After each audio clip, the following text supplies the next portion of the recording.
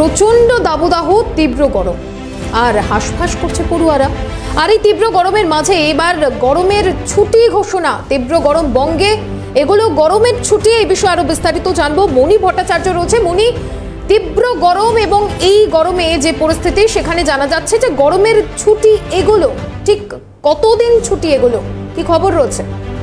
দেখো, তোমাকে জানিয়ে রাখি, দক্ষিণবঙ্গ কিন্তু ইতিমধ্যেই যে তীব্র দাবদাহে ভুগছে তা নিয়ে কিন্তু চিন্তিত ছিল রাজ্য শিক্ষা দপ্তর। যার পরে কিন্তু গতকাল মুখ্যমন্ত্রী মমতা বন্দ্যোপাধ্যায়ের কাছে এই বিষয়ে আর্জি জানানো হলে মমতা বন্দ্যোপাধ্যায় এই বিষয়ে সম্মতি দেয় এবং এরপরেই কিন্তু গরমের ছুটি সংক্রান্ত যে বিষয়, সেই বিষয়ে চূড়ান্ত সিদ্ধান্ত ঘোষণা করা হয় মধ্যশিক্ষা পর্ষদ এবং রাজ্য শিক্ষা দপ্তরের তরফে। রাজ্য শিক্ষা দপ্তরের তরফে একটি নির্দেশিকা আজই ঘোষণা করা হয়, দেওয়া হয়, এবং যেখানে পরিষ্কারভাবে উল্লেখ আছে যে গরমের ছুটি কিছুটা এগিয়ে আনা হলো। যে ছুটি কিন্তু দেওয়া হলো 22 তারিখ থেকে, অর্থাৎ চলতি মাসের 22 তারিখ, অর্থাৎ 22শে এপ্রিল থেকে কিন্তু গরমের ছুটি দেওয়া হলো।